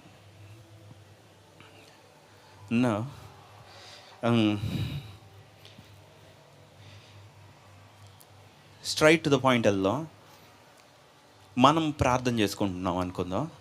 మన ట్రెడిషనల్ ప్రార్థన ఎలాగుంటుందంటే, నాకు అది కావాలి ప్రభా, ఇది కావాలి ప్రభా. సో మనం దేవుడితో ప్రార్థనలోకి ఎట్లా వెళ్తాము అని అంటే, ఇప్పుడు నేను మీకు ఒక ఉదాహరణ చెప్తా. ఇప్పుడు జార్జ్ ముల్లర్ ఉన్నాడు, జార్జ్ ముల్లర్, లేకపోతే హడ్సన్ టైలర్, లేకపోతే ఇండియా వచ్చిన ప్రేయర్ హైడ్ ఉన్నాడు, ఇట్లా చాలామంది ఉన్నారు. Okay, Daniel Nash, Finney, so many people. Okay, John Knox, వీళ్ళందరూ ప్రార్థనకి పేరున్నోళ్ళు అనమాట. మ్, ఆ, నేను దేవుణ్ణి తెలుసుకునేటప్పుడు నాకు ఒక ఫ్రెండ్ ఒక అతను వచ్చి నాకేం చేశాడంటే నన్ను ఒకసారి బయటికి రా అన్నాడు. అప్పుడు నాకు ఇంకా యేసు ప్రభు ఎవరో కూడా సరిగ్గా తెలియదు. ఇంటికి వచ్చాడు, సరే రా అన్నాడు, వెళ్ళాను. లైబ్రరీనా అదేంటి బెరైన్ దగ్గరికి తీసుకెళ్ళాడు, బుక్ స్టోర్స్ తీసుకొని వెళ్ళి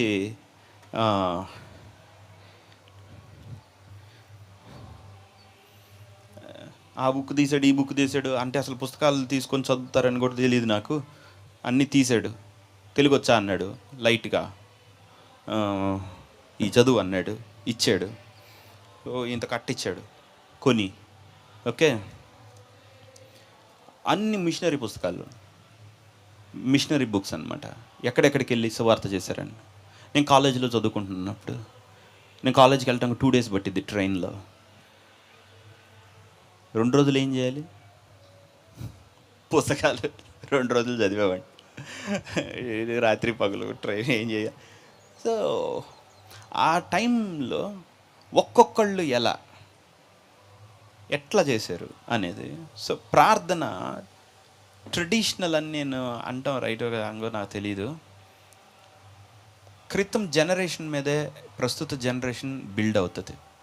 వాళ్ళు మనకు అంత దూరం నడిచి మనకి వెలుగు కలగజేశారు. వాళ్ళ వెలుగుని మనం తీసుకొని మన లైఫ్లో దాన్ని అప్లై చేసిన తర్వాత మనకి ఇంకొంచెం దూరం వెలుగు కనబడుతుంది.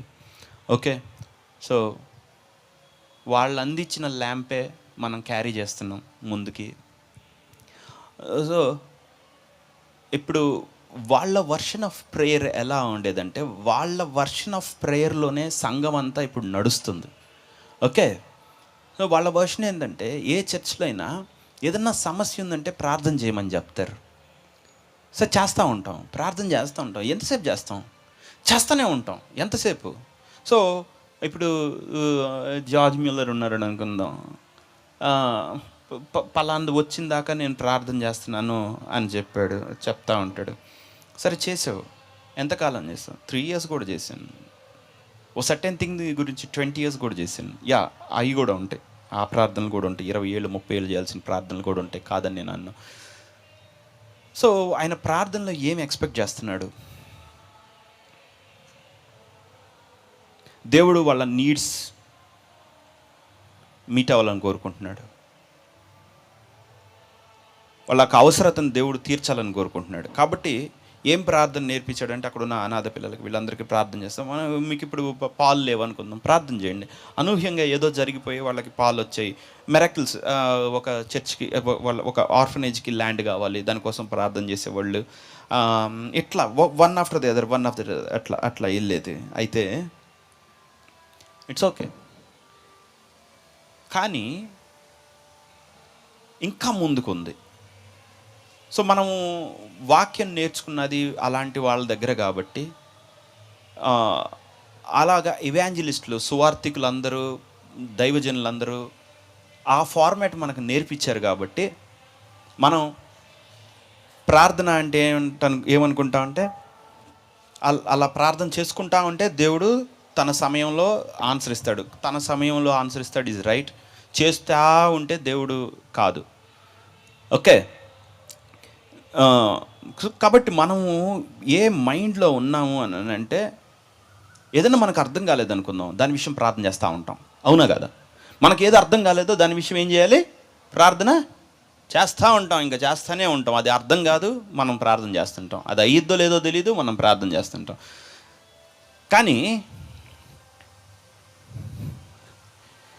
మనం సువార్త 2.0 version 2కి వచ్చాం. ఇక్కడ ఏంటంటే, ప్రార్థన అలా కాదు. దేవుడు ఇప్పుడు ఎక్కువ గ్రేస్ కృమ్మరించాడు. నువ్వు ప్రార్థన చేస్తూ ఉంటే కాదు, అది టూ ఓల్డ్ ఫ్యాషన్. ఓకే, దేవుడు ఇప్పుడున్న జనరేషన్కి, ఇప్పుడున్న టెక్నాలజీ స్పీడ్కి, ఇప్పుడు లోకం పరిగెత్తుతున్న విధానానికి అంతకన్నా పవర్ఫుల్ థింగ్స్ దేవుడు మనకి ఓపెన్ చేయాలి. ఓకే, అదేదో కొత్తది కాదు, అదన్నీ బైబిల్లో క్రితం వాళ్ళు చేసినవే, కానీ ఇప్పుడు మనకి ఇప్పుడు కూడా అవి అర్థం కావట్లేదు. ఓకే, సో కానీ ఇప్పుడు దేవుడు వాటిని అవి మన కోసం దాన్ని ప్రత్యక్షతలోకి తీసుకొచ్చాడు. అప్పట్లో బైబిల్లో ఉన్న వాళ్ళకి అవి అర్థం కాలేదు. దానియేలుకి ఏం చేస్తున్నాడు, దానియేలుకి అర్థం కాలేదు, కానీ మనకు ఆన్సర్ రాశాడు. ఆయన జీవితమే ఆన్సర్ అక్కడే ఉంది, మనకు తెలియదు. వాళ్ళకి తెలియదు. ఇర్మియాకి ఆన్సర్ దేవుడు ఇచ్చాడు, కానీ అది అట్లా పట్టుకోవాలని ఇర్మియాకి తెలియదు. Okay, so I'll teach you the process. నేను అసలు ప్రాసెస్ ఎట్లా ఉంటుంది, ప్రేయర్ ప్రాసెస్ ఎట్లా జరుగుతుంది అనేది నేను మీకు చెప్తాను. ఓకే, సో ఎట్లా జరుగుద్ది అని అంటే ట్రెడిషనల్ ప్రాసెస్ ఇది, కానీ నిజమైన ప్రాసెస్ ఏంటంటే, ఓకే, ఎలా జరుగుతుందంటే, మీరు ప్రార్థన, మీకు లైఫ్లో ఒక కష్టమైన పరిస్థితి వచ్చింది అనుకుందాం, అదా అట్లా చేయాలా ఇట్లా చేయాలా అసలు ఏమీ అర్థం కాలేదు అనుకుందాం, దాన్ని ఎట్లా చేయాలో కూడా తెలియదు, టఫ్ అండ్ డిఫికల్ట్ సిచ్యువేషన్.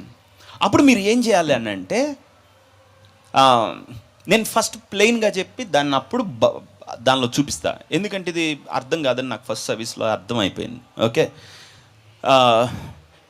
ఎలా అంటే మనం ప్రార్థన చేసేటప్పుడు దేని గురించి ప్రార్థన చేయకూడదు. ఇన్ ద ఫస్ట్ ప్లేస్ మనం ప్రేయర్ చేసేటప్పుడే దేవుణ్ణి ఏమని ప్రార్థన చేయాలంటే, ప్రభువా ఈ పరిస్థితి గురించి, ఓకే,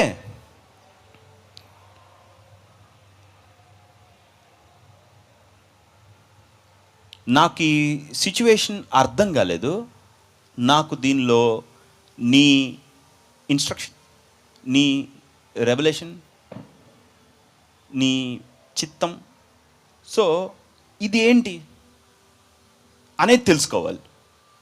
నేను అనింది అర్థమైందా? సో మనం ప్రార్థన చేసేటప్పుడు క్రితమైతే ఒక అంశం ఉంటే చాలు, ప్రార్థన చేసుకుంటా ఉంటామే. అలా కాదు, అలా అస్సలు కాదు. మనం ఒకటి దేవుడి దగ్గరికి వెళ్ళేటప్పుడు సరే ప్రార్థన ఎట్లాగ చేస్తారంటే, అర్థం కాలేదు కాబట్టి, ఏం అర్థం కాలేదు కాబట్టి దేవుడు ఏదో ఒకటి చేస్తాడులే అనే ప్రార్థన.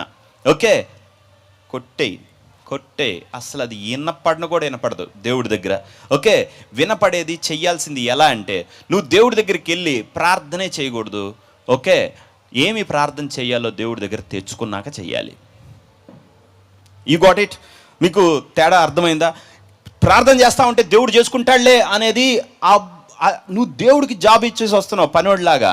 అట్లా కాదు, నువ్వు ఏం పని చేయాలనేది దేవుడు ఇస్తాడు, దాన్ని చెయ్యాలి. ఓకే, సో ఇది ఒకలాగా ఉంటుంది, అర్థం కానట్టు ఉంటుంది. ఇది మీకు దానికి దీనికి తేడా ఏంది అని మీకు అనిపిస్తుంది. చాలా తేడా. ఎలా అంటే, మీరు ఇప్పుడు ప్రార్థనకి వెళ్తాను, ఇప్పుడు మీకు ఒక పరిస్థితి ఉంది, జటిలమైంది, దానికి జవాబు లేదు. సో మీరు వెళ్ళి దేవుడితో కూర్చొని, అసలు ఏంది ప్రభువా ఈ పరిస్థితి? ఓకే, మీరు ప్రార్థన చేస్తూనే ఉండాలి. ఏమన్నాను? అదే కదా మేము కూడా చెప్పింది. ప్రేయర్ ఎందుకు చేయాలో తెలుసా? సమస్య కోసం చేయకూడదు, దాన్ని ఆన్సర్ ఇమ్మని చేయకూడదు, నువ్వేమనుకుంటున్నావు అని చేయాలి. See the difference? మీకు అర్థమవుతుందా? ఓకే, మీరు ప్రార్థన చేసేటప్పుడు దీని విషయమై దేవుడు ఏదో పెట్టుకున్నాడు, అదేంటో ఫస్ట్ నేను తెలుసుకోవాలని నువ్వు ప్రేయర్ చేయాలి. అర్థమవుతుంది? కానీ మామూలుగా చేసేటప్పుడు ఏం చేస్తావంటే, ప్రభువా దాన్ని నువ్వు చెయ్యి, నువ్వు సాల్వ్ చేయి. నువ్వు అసలు దేవుడి దగ్గర నుంచి ఏం తెలుసుకోవట్లేదు, ఏం వినట్లేదు, అసలు అవసరం లేదు. దేవుడు ఏంటంటే ఆ పరిస్థితిని తీర్చడం ద్వారా నీకు జవాబిస్తాడని నువ్వు అనుకుంటావు. ఓకే, అట్లా అసలు కాదు, అసలు అలా కాదు. మీకు ఏదన్నా అర్థం కానిది, కష్టమైంది, లైఫ్లో ప్రశ్నార్థకమైంది, క్రైసిస్లో మీరు ఉపద్రవాల్లో ఉంటే, ఉపద్రవం అలాగే పక్కన పెట్టు. Let God explain the thing. Okay, ఉపద్రవం ఏంటో దేవుడు మీకు ముందు ఎక్స్ప్లెయిన్ చెయ్యి. నీకు అర్థమవుతుందా? ఉపద్రవం ఏంటో తెలియకుండా, ప్రభు ఈ ఉపద్రవుడు కబరలదైనా యెహోవా నాకు ఆశ్రయము ఉండు, ఒక్క నిమిషం ఉండు. నేను నిన్ను అడగలేదు అప్పుడే పాడమని పొగడమని నన్ను. ఏంద్రా నువ్వు వచ్చి చేసేది అంటాడు. అర్థమైంది? ఇప్పుడు మన సమస్య వచ్చింది, నా శత్రువులు నన్ను, అవును ప్రభు, మధ్యలో ఏమో మళ్ళీ నేను అడగల అసలు. ఓకే, ఇది మసాలా ప్రార్థన, ప్యూర్ ప్రార్థన, అది పక్కన పెట్టు, తీసేయి, దట్ ఈస్ నాట్ ఇంపార్టెంట్. అర్థమవుతుందా? అసలు నువ్వు సమస్య అలాగే పెట్టుకోవాలి, అది అక్కడే ఉంటుంది. ప్రార్థన ఎలా చేయాలి తెలుసా? ప్రార్థన అనగా revolution. You shouldn't pray until you receive that revolution. Okay, నువ్వు నీకు దేవుడు చెప్పిందాకా ప్రార్థన అనేదే చెయ్యకూడదు అని నీకు తెలిసి ఉండాలి. అర్థమవుతుంది కదా? ఉన్నారా? అది ఓకే. సో ప్రేయర్ ఏంటంటే, నువ్వు ప్రార్థన చేయాల్సిందే, నువ్వు నాకు చెప్పాలి ప్రభువా, అప్పుడు స్టార్ట్ ప్రార్థన. Okay right. సో నువ్వు ముందు ఏందో నువ్వు తెలుసుకున్నాక మొదలవుతుంది ప్రార్థన. ఓకే.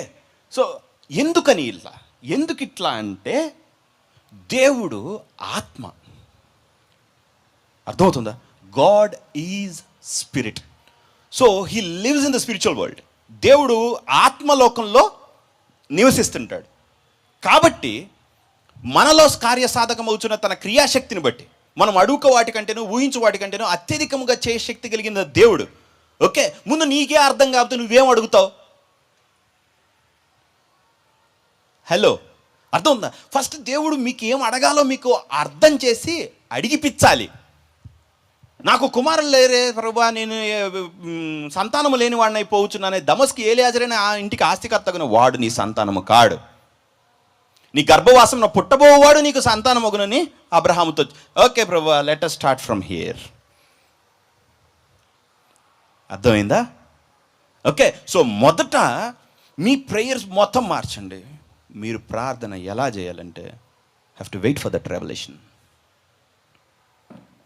అంటిల్ దెన్ ప్రార్థన అంతా వేస్ట్ ప్రార్థన.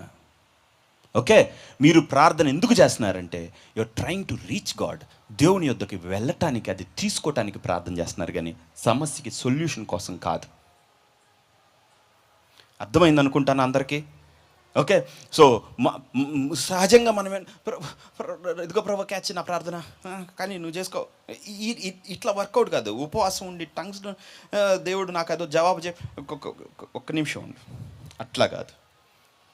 ప్రార్థన అనేది నువ్వు దేవుడు కలిసి నడవటం, వర్కౌట్ చేయటం. ఇలా నీకు తెలియంది ఆయన నీ చేత చేయించలేడు. నీకు తెలిసిన దాంతోనే ఆయన నీతో పని చెయ్యాలి. కాబట్టి first he will reveal you. First మీకు ఇది చెయ్యని చెప్తాడు. అర్థమవుతుందా? సగం మంది క్రైస్తవులు ఈ దేవుడు ఎలా మాట్లాడతాడు, తెలుగేనా? పెద్ద పెద్దలతో మాట్లాడతాడు, దైవజనులతో మాట్లాడతాడు. ఓకే, పరిశుద్ధాత్మ కూడా దైవజనులనే రక్షిస్తాడా, మిమ్మల్ని రక్షించడా? అస్సలు అది కాదు. ఓకే, దేవుడు ఎలా అయినా మాట్లాడతాడు. ఇప్పుడు మీకు అదొక పెద్ద కన్ఫ్యూజన్ ఉందా? అది కళల ద్వారా మాట్లాడతాడు, వాక్యం ద్వారా మాట్లాడతాడు, ప్రేయర్లోంచి మాట్లాడతాడు. ఓకే, పరిస్థితుల్లోంచి, ఎన్ నెంబర్ ఆఫ్ వేస్. మీరు చేయాల్సింది ఏంటంటే దేవుడి కోసం కనిపెట్టడం మెయిన్.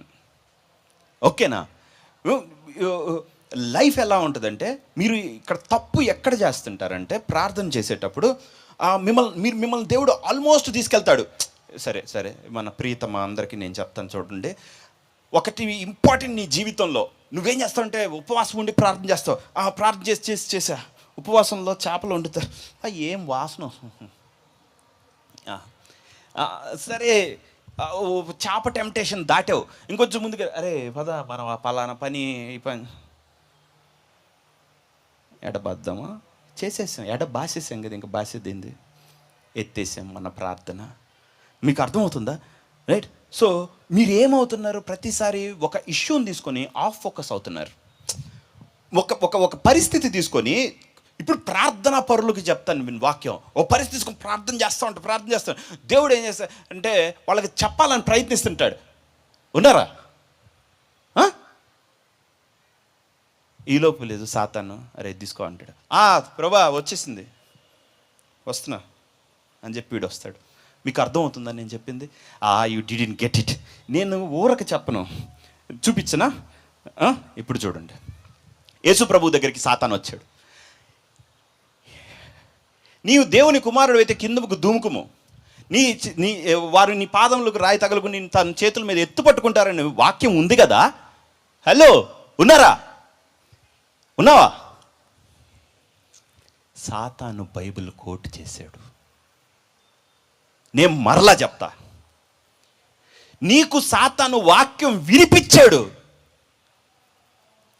అబ్బా, నువ్వు ప్రార్థన చేసుకొని ఉపవాసం చేస్తుంటే సాతాను వాక్యం మాట్లాడాడు. అప్పుడు యేసుప్రభు అనుకున్నాడు, థ్యాంక్స్ ప్రభువా, కిందకి నడుచుకుంటూ వెళ్ళకుండా ఒక దూకితే పని అయిపోయేటట్టుంది. హలో, ఉన్నారా? సాతాను దేవుని వాక్యమే మాట్లాడాడు, దేవుడిలాగానే మాట్లాడాడు. అర్థమవుతుందా? మీరు ప్రార్థనా పరులందరూ కూడా వాక్యం పట్టుకొనే డెవిల్ చేత మాట్లాడించుకొని బయటకు వస్తారు. అర్థమవుతుంది? నువ్వు బయటికి వచ్చేటప్పుడు అది సాతాను మాట్లాడాడు కాబట్టి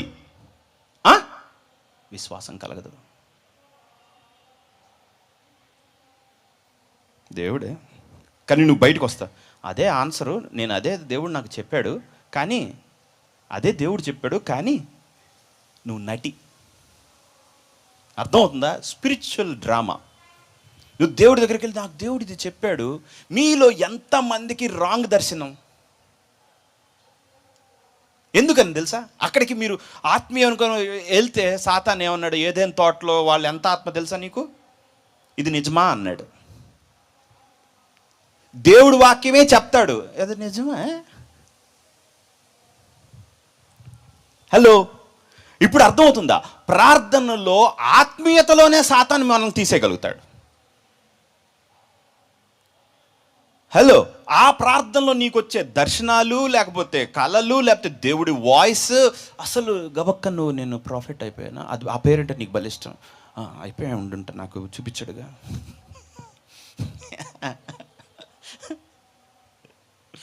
అరే, సో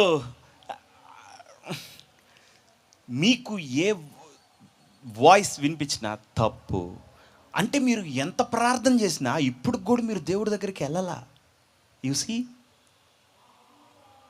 ఇక మీరు చేసే ప్రభు అది ఇవ్వనైనా, అది ఇవ్వనైనా, అది ఇవ్వనైనా, అది నీ నోటి దాటి ఇక్కడికి వెళ్ళి అయిపోయింది. ఆడ వేవులు ఎంత చరిపోయింది, అక్కడతోటి గాల్లో కలిసిపోయింది అన్నమాట. దేవుడి దగ్గరికి వెళ్ళాల. హలో, సో ప్రార్థన అనేది ఏంటంటే ఒక గాడ్లీ, ఒక divine substance made for you, tailored for you. అది ఇక్కడికి రాదు, స్ట్రైట్గా నీ స్పిరిట్లోకి వచ్చి నీ హృదయంలో ఒకటి నివసిస్తుంది. ఆ నివసించింది జస్ట్ ఎ రెవల్యూషన్, కానీ అది క్రియారూపం దాల్చలేదు.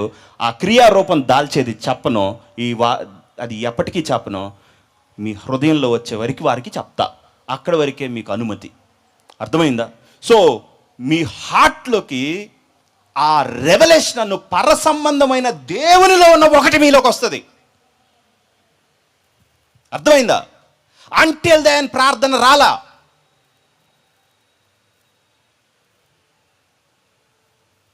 ప్రార్థన వీరులు ప్రార్థన గోపురం కాల్ చేయండి.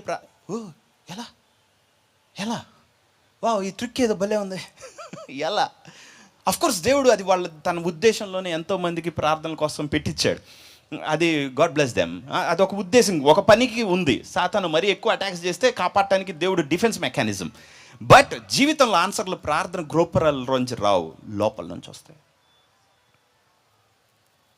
నీ యుద్ధం ఒక గోపురం తీర్చదు, ఒకళ్ళకి దశం భాగం తీర్చదు, అస్సలు కుదరదు. మీకు అర్థమవుతుంది కదా? సో ప్రేయర్ అనేది ఓకే, దేవుని లోపల నుంచి ఒకటి నీ ఆత్మలోకి వచ్చేది. అది రావాలని నువ్వు ప్రేయర్ చేయాలి. I getting?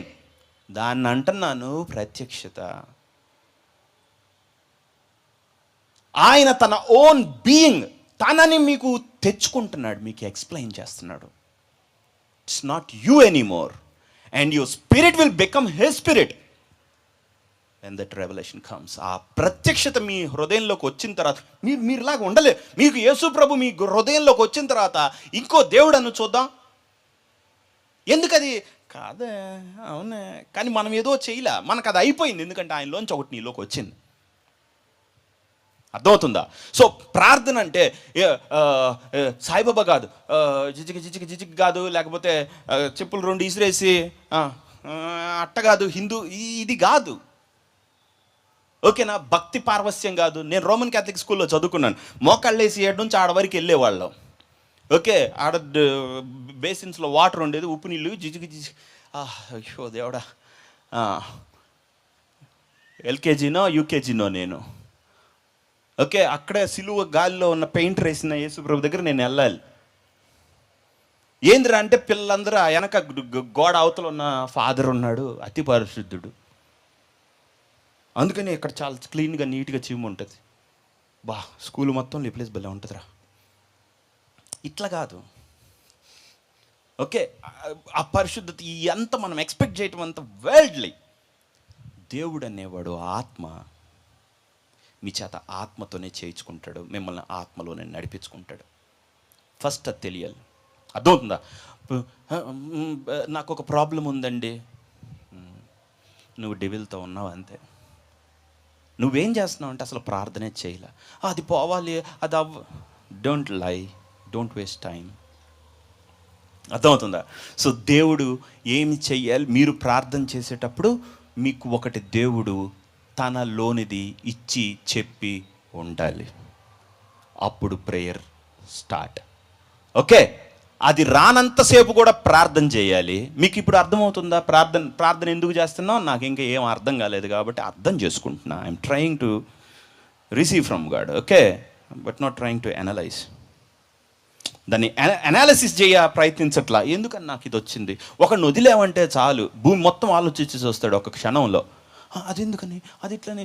మళ్ళీ దేవుడి దగ్గరికి వెళ్ళి, ప్రభా వాళ్ళు ఇట్లయితే ఇట్లా కదా నాయన, అట్టయితే అట్ట కదా, అసలు ఇది ఏంది అదా, అది ఏంటది, ఇది మైండ్, అది వెళ్ళదు దేవుని వద్దకి. ఓకే, నువ్వు ఏం చేయాలంటే కూర్చొని, ప్రభా ఈ ఒక్క పెళ్ళి కాల, ఓకే సరే పెళ్ళి అయింది, 3 పెళ్ళిళ్ళు అయినాయి, సరే okay what next? Set with God. నాకు అదేంది ప్రభు, అదేంది ప్రభు. నువ్వు రోజు ప్రార్థన చేస్తుంటావు, అది ప్రార్థన కాదు. అర్థమవుతుందా? నువ్వు చేస్తున్నది ఏంటంటే నువ్వు అతని మైండ్ని అందుకో ప్రయత్నిస్తున్నావు. అర్థమవుతుంది కదా? ఓకే, అదే బిగినింగ్ ప్రార్థన. ఓకే, ఇది గాడ్స్ మైండ్, ఇది గాడ్స్ మైండ్. ఇప్పుడు ఈ విధంగా చెయ్యి ప్రార్థన అంటున్నాడు అన్నమాట. సో అప్పుడు నేను ప్రార్థన చేస్తున్న ఎందుకంటే నేను ఆఫ్ ఫోకస్, అటు వెళ్ళిపోతున్నా ఇటు వెళ్ళిపోతున్నా, లైఫ్లో పడి ఎటెటో వెళ్ళిపోతున్నాను. కాబట్టి ఈ ఉపవాసాలు ఇవన్నీ ఎందుకని, just to keep me on track. వెళ్తున్నా. సో ఎక్కడికి వెళ్ళానంటే తెచ్చుకునే దగ్గరికి వెళ్ళా. ఓకే, దేవుడు ఏమి ఇచ్చాడో తెలుసా? ఏమీలా, మాట ఇచ్చి పంపాడు అంతే. అర్థమవుతుందా? ఇప్పుడు వాక్యం లోపలికి వెళ్దాం. మీకు frame work you got it, I think so. ఇప్పుడు ఇర్మియా ప్రార్థన చేస్తున్నాడు. ఇర్మియాతో దేవుడు ఏమన్నాడంటే, ఈ దేశం అంతా నాశనం అయిపోయి వెళ్ళిపోతుంది అన్నాడు. సరే ప్రభు, చెరలోకి వెళ్ళిపోతారు, ఇది బీడు భూమిగా విడిచిపెట్టబడుతుంది అన్నాడు. ఓకే, నెక్స్ట్ ఏమన్నాడంటే, అక్కడున్న పొలం కొను అన్నాడు. అనాతోతుల్లో ఉన్న పొలం విడిపించు, దానికి నువ్వు వారసుడు అవుతావు, నువ్వు కొనుక్కో దాన్ని అని అన్నాడు. పత్రాలు పెట్టి మనీ ఇచ్చుకోనమన్నాడు. అయ్యా నువ్వే చెప్తున్నావు ఇది చెరలోకి వెళ్ళిపోద్దని, మళ్ళీ నువ్వు ఆ స్థలం కొనమంటున్నావు ఏంటి అని.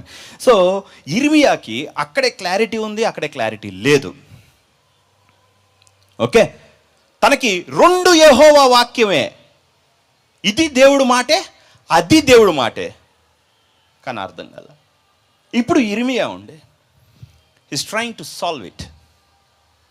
ప్రార్థన చేస్తా, ప్రభా నువ్వే ఆ స్థలాన్ని ఇలా చేయమన్నాం, మేము పాపం చేసాం, తప్పులు చేసాం, అదే ఇక్కడ అంతా రాశాడు. మేము చెయ్యని అన్యాయం లేదు, మా పితరులు ఇది చేశారు, నువ్వు ఐగుప్తులో చేసిన అద్భుతాలన్నీ ఇవన్నీ చేశాడు, నువ్వు అది చేసావు ప్రభు, ఇది చేసావు. Is it prayer? అది ట్రావెలింగ్ ఇన్ ద స్పిరిట్. అర్థం అవుతుందా?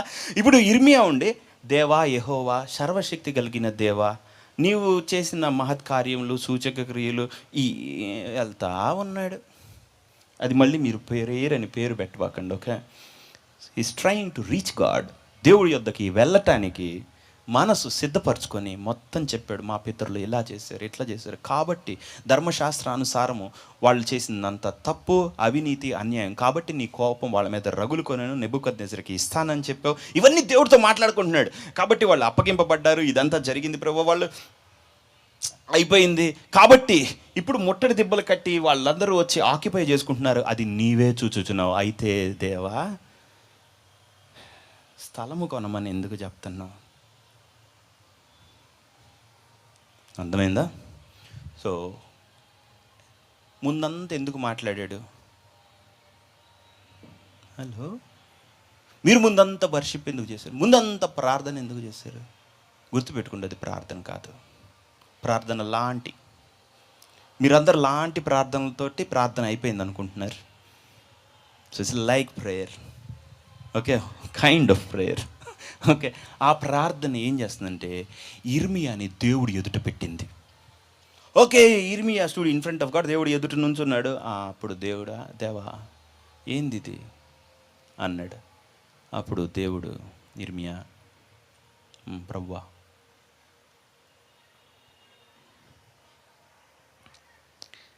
నేను కోపపడి, you see now God is trying to explain the thing. వీళ్ళు ఈ పాపం అంతా చేసినందుకు నేను ఆ దేశాన్ని నాశనం చేశా, నెబుకద్నెజరు చేతికి అప్పగించా. అయితే వీళ్ళని నేను గొప్ప వాత్సల్యంతో సమకూరుస్తా, తిరిగి తీసుకుని వచ్చి ఇక్కడ నాటుతా. వీళ్ళు నా ప్రజలు అయి ఉంటారు. వీళ్ళకి పూర్ణ హృదయంతో, పూర్ణాత్మతో ఆనందింపజేసి సంతోషపరుస్తాను, దీవిస్తాను. నన్ను వెంబడించే హృదయము, భక్తి కలిగిన హృదయం వీళ్ళకి ఇస్తాను అన్నాడు. ఎవ్రీ వర్డ్ ఇర్మియా హృదయంలోకి పెట్టి ఎన్క్యాప్సులేటెడ్ సీల్ వేసి, జిప్పేసి సీల్ కొట్టాడు. మొత్తం ఇర్మియా రాసేసి అమ్మయ్య అనుకున్నాడు. అర్థమైందా? ఏమన్నా జరిగిందా? అయిపోయింది కదా. ఇర్మియాకు ఆన్సర్ వచ్చిందా, రాలేదా? ఇర్మియా ఏమన్నా చేశాడు దాని విషయంలో? ఓకే ప్రభువా తీసా. ఆఫ్టర్ 70 years, 70 ఏళ్ళు, ఇప్పుడు దానియేలు చదువుతున్నాడు. 70 వారములు జరిగిన తర్వాత, 70 సంవత్సరాలు అయిపోయిన తర్వాత నేను మరలా మిమ్మల్ని తీసుకొని వచ్చి ఇక్కడ నాటుదును, కట్టుదును. ఓకే, సో ఆ రోజు దేవుడు ఇర్మియా హృదయంలో పెట్టింది. ఇప్పుడు దానియేలు అతని హృదయంలో తీసుకొని ప్రార్థన చేస్తున్నాడు. నేను అనింది అర్థమైందా? అలా కాకపోతే అది ప్రార్థనే కాదు.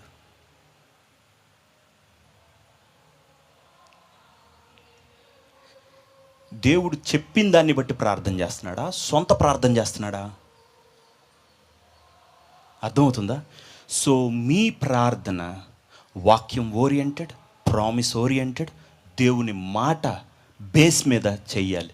నువ్వు ప్రార్థన చేసే కన్నా ముందే మాట్లాడి దేవుడు ఉండాలి. అసలు మాటే లేదా? Get it. ఓకే, సో ఇప్పుడు దానియేలు బేస్ ఏమైందంటే, ప్రభువా రహస్యం ఏంటంటే నువ్వు ఆల్రెడీ మాట్లాడావు, అది వాళ్ళ హృదయంలో పెట్టావు, మేనిఫెస్ట్ అవ్వలా. ఓకే, అది ఉంది. మీకు అర్థమవుతుందా? సో దేవుని బీయింగ్, దేవుని హృదయం, దేవుని మనస్థితి ఎట్లా?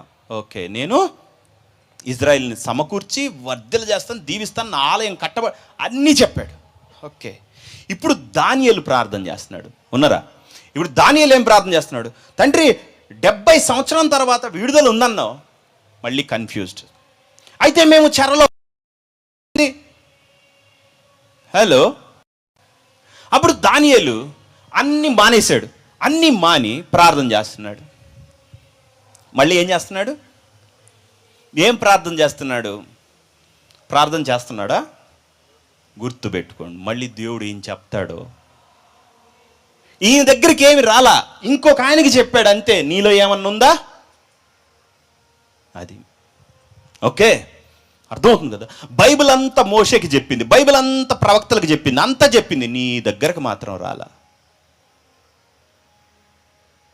ప్రభు పిండి బిజు దీవిపడిను, అది దీవిపడిన, ఇది అవన్నీ నాకు తెలుసు. నేను అన్ని వాళ్ళ హృదయంలో పెట్టింది. నీ హృదయం పరిస్థితి ఏంది?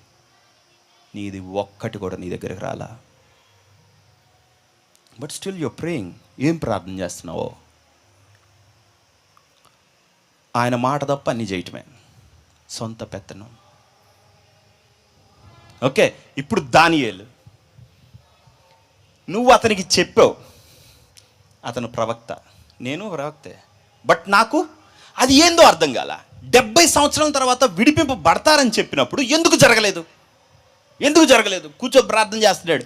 ఇప్పుడు మళ్ళీ ప్రార్థన కాదు, మనసు సిద్ధపరచుకుంటుని. ఓకే, సిద్ధపరచుకొని, ప్రభువా దేవా మేము ఇలా చేసాం, మా పితరులు ఇట్లా చేశారు, అట్ట చేసి, ఇర్మియా అదే కదా చేశాడు క్రితం. Same process. ప్రభువా మేము అనేక పాపాలు చేసామయ్యా, మా పితరులు చేశారు, నువ్వు చేసిన మేలులన్నీ మర్చిపోయామయ్యా, అదే దేవుడి దగ్గరికి వచ్చి ఆగాడు.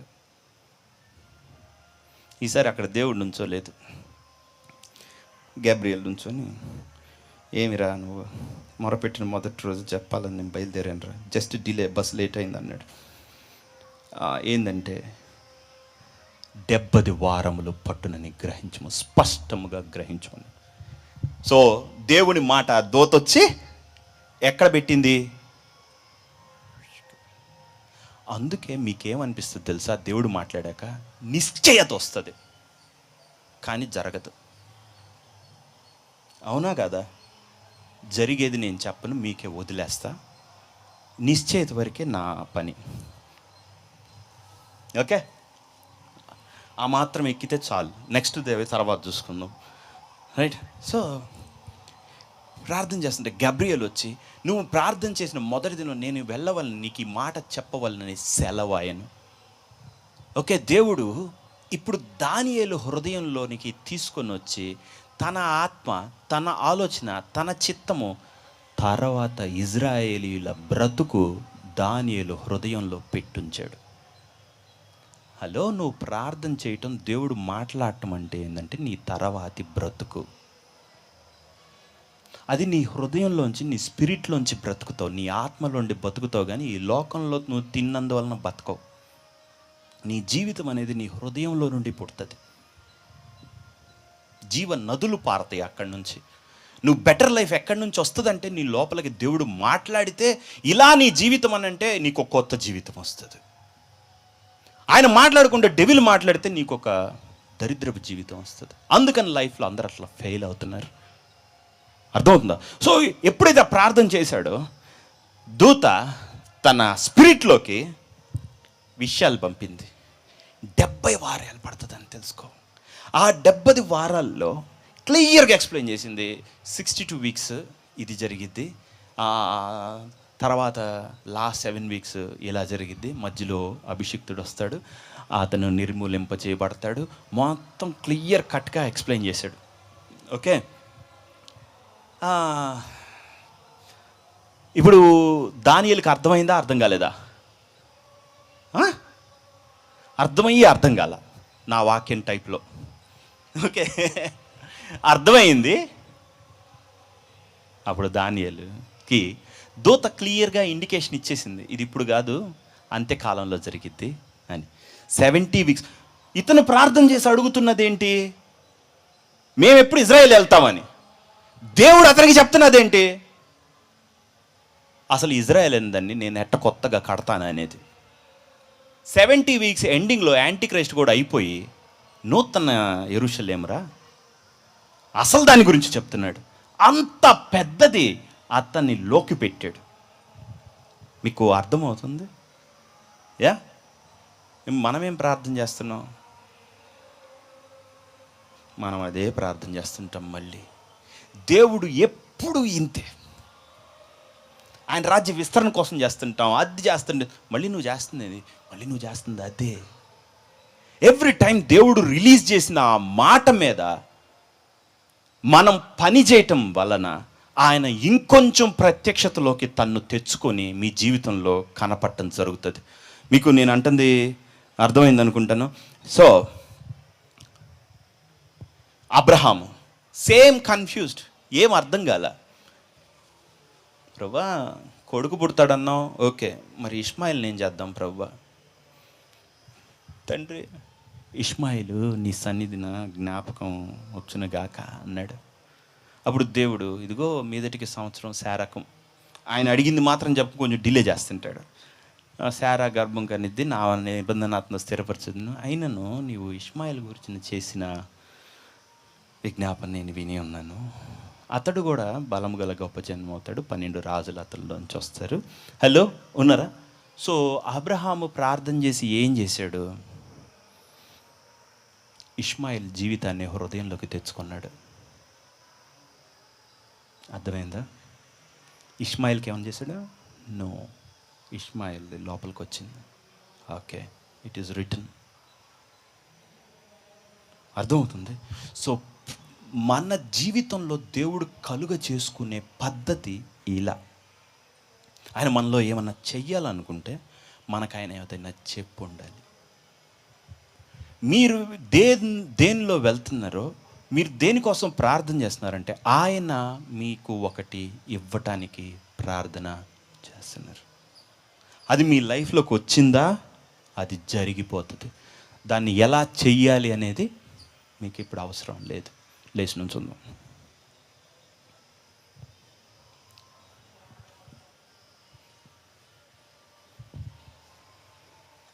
ఓకే, సో ఏ పరిస్థితి ఉన్నా ఎక్కడి వరకు మనం రాగలగాలంటే,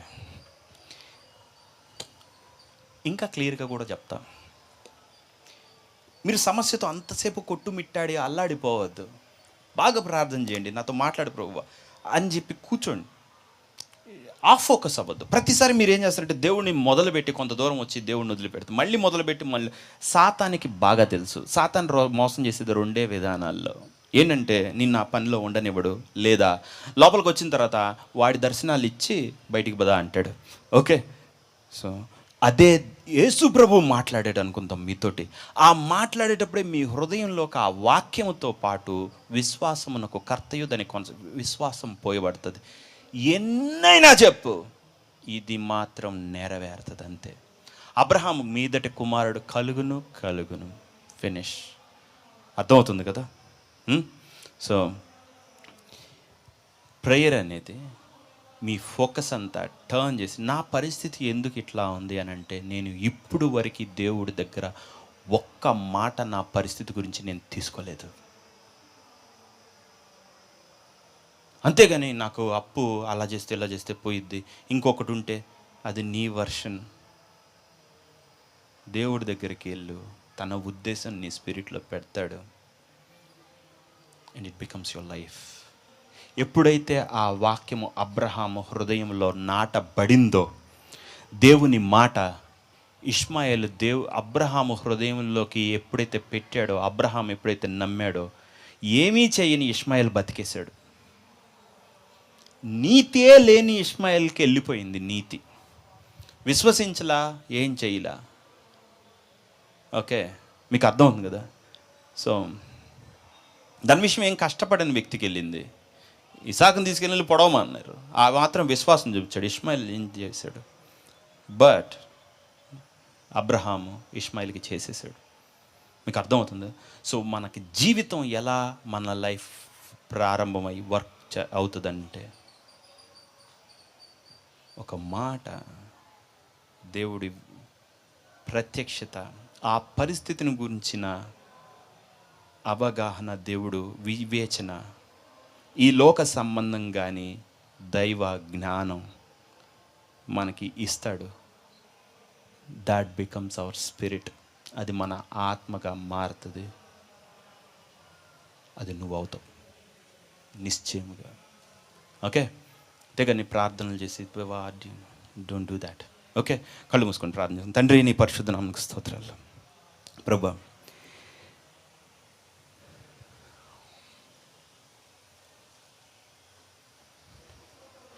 నీ ఆత్మ ఇచ్చే ప్రత్యక్షత తండ్రి వాళ్ళు గ్రహించడానికి నువ్వు ఇచ్చిన ఆ కృపకి నీ కృతజ్ఞతలు తండ్రి. ఏ పరిస్థితి అయినా నువ్వు దానిలో ఉంటావు, మాట్లాడుతావు. నువ్వు అనుమతించింది ఏది జరగదు. నిన్ను నువ్వు తెలియజేయటం వలన దానిలో విడుదల, మా ఆలోచన వలన, మేము చేసుకున్న ప్లాన్స్, స్ట్రాటజీ వలన కాదు. ఆలోచన కర్తవి నువ్వు, దాన్ని ఇచ్చేవాడివి నువ్వు. కాబట్టి నీ యొద్దకి వాళ్ళు రావటానికి, అందుకోవటానికి తండ్రి నీ మాటని, ఆ కృప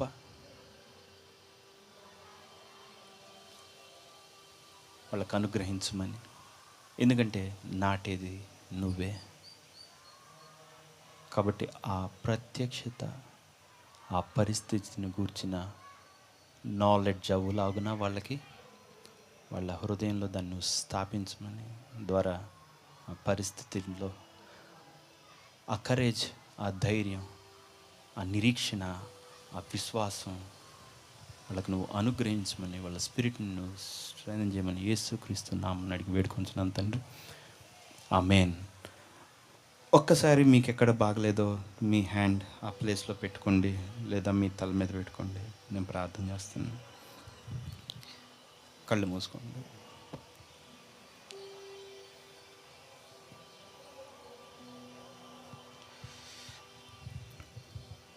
In Jesus' name.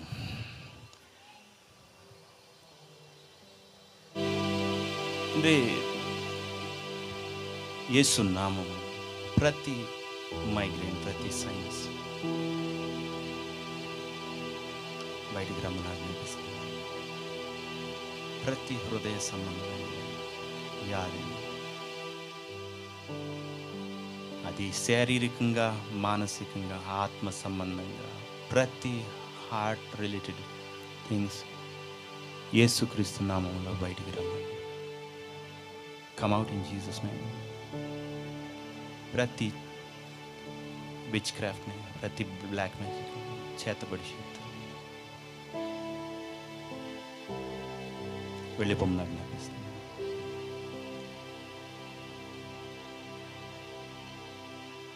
Every lung be healed. ప్రతి ఊపిరితిత్తులు, ఆస్మా, టీబీ, బ్రాంకైటిస్ ఏది ఉన్న యేసుక్రీస్తు నామములో నూతనమగును గాక. ప్రతి కిడ్నీ సంబంధమైన వ్యాధులన్నీ యేసుక్రీస్తు నామమున వెళ్ళిపోమని ఆజ్ఞాపించున్నాను. నీ నామం నందు తండ్రి become new and it function in Jesus name. గర్భఫలము అనుగ్రహించమని తండ్రి. ప్రతి గర్భము యేసు ప్రభు నామమందు నూతనము అగునుగాక.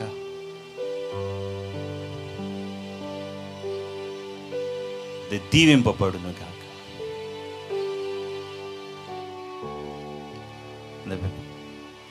Every sciatic pain, spinal things, leg things, injuries, ప్రతి లెగమెంట్, ప్రతి బోన్ యేసుక్రీస్తు నామమున నూతనమగును గాక.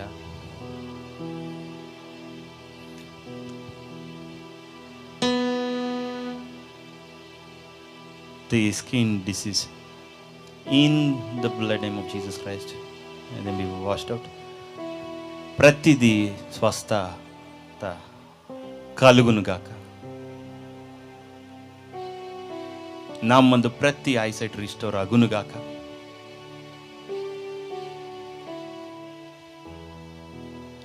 ఎన్ని శాపంలో వెళ్తున్నారు, చేసే ప్రతి పనిలో ఎక్కడ సక్సెస్ లేదు, స్టాగ్నేషన్ ఉందో, కర్స్ వర్క్ చేస్తుంది. వాళ్ళ గృహంలో, బ్లడ్ లైన్లో, చేసే వర్క్లో, రాంగ్ అసోసియేషన్స్లో యేసుక్రీస్తు నామమున నువ్వు ప్రకటించిన విడుదలకి నీకు కృతజ్ఞతలు. It be done in Jesus' name. Amen. Thank you.